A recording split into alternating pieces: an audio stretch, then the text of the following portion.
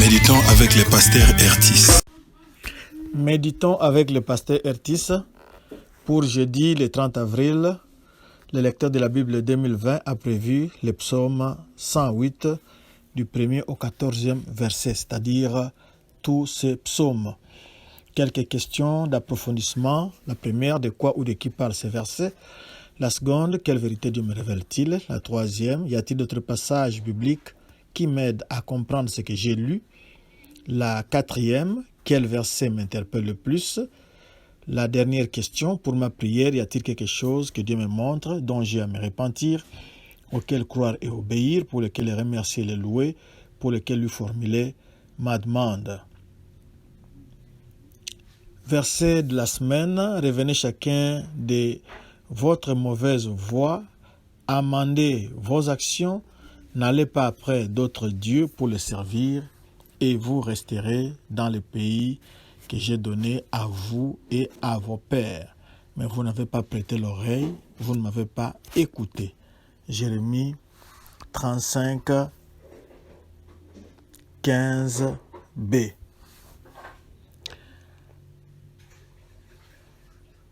Dans ce texte, c'est un souhait de l'auteur, David. Il souhaite à ce que la gloire de Dieu envahisse toute la terre. Prions. Seigneur, nous bénissons ton saint nom, toi qui es notre Dieu. Nous n'avons pas honte d'élever ton nom, de publier ta gloire parmi les nations pour ce que tu es et pour ce que tu fais. Tu fais de grandes choses. Tu es situé au-dessus de tout par ta gloire et par ta puissance. En dehors de toi, il n'y a point de Dieu. Entraîne-nous à ta suite, entraîne-nous à te glorifier au moyen du Saint-Esprit, maintenant, par Jésus-Christ. Amen. Nous vous saluons dans le précieux nom de notre Seigneur et Sauveur Jésus-Christ. Nous commençons cette méditation avec le premier verset qui nous précise l'auteur de ce cantique. C'est un psaume de David. David affirme ici au premier verset: mon cœur est affermi, ô Dieu, je chanterai, je ferai retentir mes instruments, c'est ma gloire. Ici, David voudrait chanter personnellement pour son Dieu. C'est un moment de gloire pour lui. Il veut le faire. Il a pris une bonne décision et son cœur est affermi. Et pour glorifier ce Dieu-là, au verset 2, il va utiliser des instruments de musique tels que les luttes et la harpe. Et quel moment va-t-il utiliser pour glorifier Dieu? Il dit: je réveillerai l'aurore, c'est-à-dire que cette louange se fera très tôt le matin. Et c'est un verset qui m'avait été révélé par un ami qui disait qu'il fallait réveiller l'aurore, et cela m'avait entraîné à chercher aussi à réveiller l'aurore, à glorifier Dieu avant le chant du coq. Au verset 3, je te louerai parmi le peuple. Ici, David ne va pas louer Dieu seulement pour lui seul, ni louer Dieu au milieu d'Israël, mais il veut que sa louange s'étende aussi jusque parmi d'autres peuples. Et il précise là-bas: Éternel, je te chanterai parmi les nations. C'est pour dire deux fois la même chose, le peuple, les nations. Il veut louer Dieu, son Dieu, il n'en a pas honte, il veut le louer parmi d'autres peuples, parmi d'autres nations. Pourquoi va-t-il louer ce Dieu-là? C'est parce que sa bonté s'élève au-dessus des cieux et sa fidélité jusqu'aux nues. C'est pour dire que toute sa vie, David est en train de baigner dans la bonté de Dieu, parce que ça s'élève jusqu'au ciel. Vous, vous êtes à la terre, sur terre, et la bonté de Dieu s'élève jusqu'aux cieux. Sa fidélité jusqu'aux nues, c'est-à-dire aux nuages. C'est pour dire que, en tant qu'humain, lui, David, était en train de nager, était submergé, était enfoncé dans la bonté de Dieu et dans sa fidélité. Dieu est fidèle et de siècle en siècle, il reste fidèle. Verset 5, « Élève-toi sur les cieux, ô Dieu, et que ta gloire soit sur toute la terre. » Oui, Dieu est très élevé, il est aux cieux à cause de sa gloire et de sa puissance, et il domine toute la terre. Il n'y a rien de comparable à lui. Verset 6, « Afin que tes bien-aimés soient délivrés, sauve par ta droite et exauce-nous. » Ça, c'est une prière de David qui a constaté que Dieu est unique, il est élevé, il est le Tout-Puissant. Alors, c'est à lui qu'il faut s'adresser pour chercher la délivrance, car il est le Dieu des délivrances et il peut sauver par sa droite puissante. Sa droite est puissante et c'est celle-là qui sauve. Alors, David demande à Dieu qu'il soit exaucé, c'est-à-dire que Dieu puisse répondre favorablement à sa prière. Au verset 7, Dieu a dit dans sa sainteté, « Je triompherai, je partagerai Sichem, je mesurerai la vallée de Sukkot, à moi Galade, à moi Manassé, Ephraïm et les remparts de ma tête, et Juda, mon sceptre. Moab et les bassins où je me lave, je jette mon soulier sur Édom, je pousse des cris de joie sur le pays des Philistins. » Nous avons lu du verset 7 au verset 9. Ce sont des endroits qu'on retrouve en Palestine. Dieu va triompher sur tous ces territoires ici. Il y a même des territoires ennemis qui nous sont cités ici, tels que, par exemple, Édom et les pays des Philistins. Ce sont des territoires ennemis. Et Dieu veut partout triompher. Il va triompher. Galade lui appartient, Manassé aussi, Ephraïm et les remparts de ma tête. Ephraïm, c'est le royaume du nord, qu'on appelait à cette époque-là Israël, et Juda, mon sceptre. Juda, c'est là que va se trouver son autorité. Et Juda, c'est le royaume du sud. Et l'ensemble, Ephraïm et Juda, ça signifie l'ensemble du peuple israélite, du peuple juif. Ce peuple-là lui appartient. Et Moab, qui était ennemi d'Israël, pour Dieu, ce n'est que sa salle de bain. Moab est le bassin où je me lave. Je jette mon soulier sur Édom. Édom aussi, c'était un ennemi d'Israël.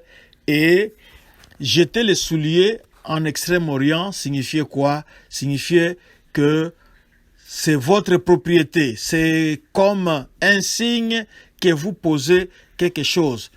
C'est fait-là de jeter quelque chose pour montrer que vous en êtes le propriétaire ou pour en devenir le propriétaire. Nous l'avons déjà vu par exemple à Kinshasa et à certains endroits où il y a des dépôts de sacs de manioc, des sacs de maïs, des sacs de braise. Et quand, par exemple, il y a la période de carence, ou bien, oui, par exemple, la période de carence, vous êtes beaucoup d'acheteurs et d'acheteuses en train d'attendre que les camions puissent apporter cette marchandise. Et celui qui a un essuie-main en main, celui qui a un mouchoir, celui qui a un pagne, celui qui a quelque chose, dès que le véhicule va s'approcher, chacun va jeter son dévolu, va jeter ce qu'il a en main sur un sac. Et si votre pagne tombe sur un sac, c'est ce sac-là que vous allez acheter. Alors ici, nous avons Dieu qui jette son soulier sur Édom, même si c'est le territoire ennemi, mais Dieu a un projet de pouvoir récupérer cela parce qu'il a déjà mis un signe sur lui, il a déjà réservé Édom qu'il va récupérer. Et il dit, je pousse des cris de joie sur le pays des Philistins. Ici, c'est un peu la guerre. Dieu va en guerre et il va récupérer ce qui lui appartient. Même si actuellement, tous les pays qu'on a cités ici n'appartiennent pas encore à Israël en tant que nation, mais c'est dans le projet de Dieu que dans le futur, il va récupérer le pays des Philistins, le pays d'Édom et le pays de Moab. Alors verset 10, qui me mènera dans la ville forte, qui me conduit à Édom. C'est toujours Édom là-bas qui était une ville fortifiée. Et Dieu cherche qui va l'y amener. Mais déjà, il a jeté son dévolu, il a déjà mis un symbole de ce côté-là par son soulier qui était comme un reçu, qui était comme une signature d'un contrat, qui était comme quelque chose qui montrait qu'il y a eu une transaction qui a été faite. À cette époque-là, on n'avait pas de papier pour faire une décharge, pour écrire une transaction commerciale. Alors, le tout se faisait, bien sûr, devant témoin. On peut donner une paire de souliers, une demi-paire de souliers ou une paire de souliers. Vous donnez et la transaction était conclue. Au verset 11, n'est-ce pas toi, ô Dieu, qui nous a repoussés et qui ne sortait plus, ô Dieu, avec nos armées? Ici, c'est le psalmiste qui réclame l'intervention de Dieu. Il a déjà constaté que sa droite est puissante. Mais pourquoi Israël passe-t-il d'un échec peut-être à un autre devant ses voisins? C'est parce que la réponse est ici, Dieu les a repoussés. Alors, au verset 12, il réclame, donne-nous du secours contre la détresse. Le secours de l'homme n'est que vanité. Vous savez que quand on s'appuie sur les hommes, on peut chercher, on peut former des alliances, conclure des alliances avec des voisins, avec ceux qui ont une armée forte.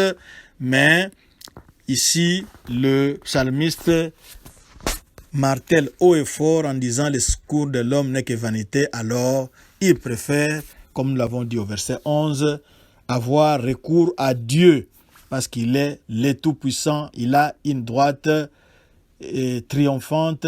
Il a une droite que les ennemis connaissent comme étant une droite qui les terrasse. Et en conclusion, il dira avec Dieu, nous ferons des exploits, il écrasera nos ennemis. Il est sûr que Dieu va répondre à sa prière, maintenant qu'il lui a mis les cartes sur la table, les marchés devant lui pour dire, nous t'avons, toi, parce que le secours de l'homme n'est que vanité, nous avons le Dieu tout-puissant qui domine toute la terre, qui est très élevé, qui est très puissant, qui est très haut, qui a tout le pouvoir entre ses mains. Quand nous faisons appel à lui, il faut qu'il nous écoute pour que nous puissions faire des exploits et écraser nos ennemis. Mais si Dieu repousse, alors Israël ne pourra rien faire parce que s'il s'appuyait sur les hommes et le secours de l'homme n'est que vanité, alors il faut recourir à l'Éternel parce qu'avec lui, nous ferons des exploits et il écrasera nos ennemis. Schématiquement, ces psaumes, nous pouvons rapidement dire ceci, qu'il y a ici 6 vœux de David. Le premier vœu, c'est il fixe son cœur sur Dieu. Et nous signalons aussi que ce psaume est composé à partir du psaume 57, de 7 à 11, et du psaume 60, 5 à 12. Alors, le premier vœu de David, c'était il fixe son cœur sur Dieu et il va chanter la gloire de Dieu et il va utiliser pour cela ces instruments de musique. Il va le faire très tôt. Ça, c'est le quatrième vœu pour David. Il va chanter la gloire de Dieu très tôt. Il va se réveiller très tôt pour chanter la gloire de Dieu. Et il va louer Dieu au milieu des nations, au milieu des peuples. Et il va chanter seulement pour la gloire de Dieu. Et pourquoi doit-il chanter pour la gloire de Dieu? Il y a pour cela des raisons principales, parce que sa miséricorde, parce que sa bonté, sa fidélité est au-dessus de tout ce qu'on peut imaginer. Elle monte jusqu'aux cieux.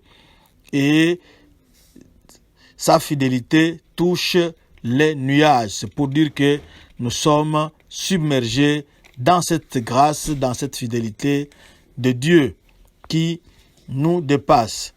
Et dans ces psaumes, il a fait 5 demandes. La première, c'est que le nom de Dieu puisse être exalté au-dessus de tout, jusqu'aux cieux.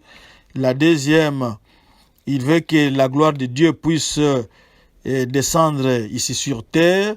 La troisième, c'est que Dieu puisse sauver avec sa main droite, sa droite puissante. La quatrième, il demande une réponse de la part de Dieu. Et la cinquième et dernière raison, ou dernière requête de David, c'est que Dieu puisse les secourir dans les troubles. Et enfin, du côté de Dieu, Dieu, lui, il va se réjouir, il va diviser Sichem, il va aussi étendre son pouvoir sur Succoth, et Galad lui appartient, Manassé aussi lui appartient, Éphraïm, c'est sa force, c'est là qu'il repose sa tête. Judas, c'est celui-là qui a le sceptre de l'autorité. Moab n'est qu'une salle de bain pour Dieu. Et sur Édom, il va étendre son pouvoir en y jetant sa chaussure. Et les Philistins sont les principaux ennemis d'Israël. Sur 112 guerres d'Israël, 20 ont été menées contre les Philistins. Et Dieu, comme le psalmiste le dit ici, avec Dieu nous ferons des exploits, il écrasera nos ennemis. Et comme nous l'avons dit ici, Dieu triomphera sur les Philistins, les ennemis traditionnels d'Israël. Que Dieu soit loué. Nous allons nous aussi les louer et peut-être lui formuler aussi nos demandes. Seigneur, nous te louons, nous te bénissons. David était un roi, il avait une armée avec lui, il pouvait conclure des alliances avec l'Égypte, avec d'autres peuplades pour combattre ses ennemis.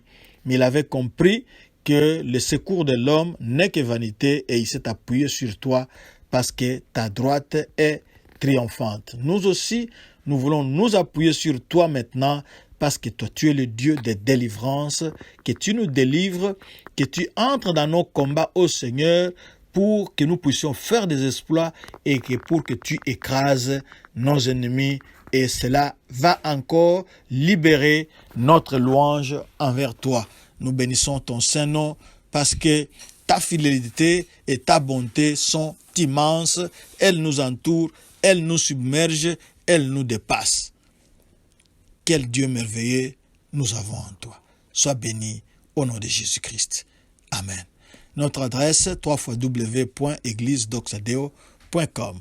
Retrouvez-nous sur Twitter, YouTube ou Facebook et ne manquez pas de nous y laisser un commentaire. C'est Doxadeo, Lubumbashi ou Lushi et que Dieu vous bénisse. Shalom, shalom.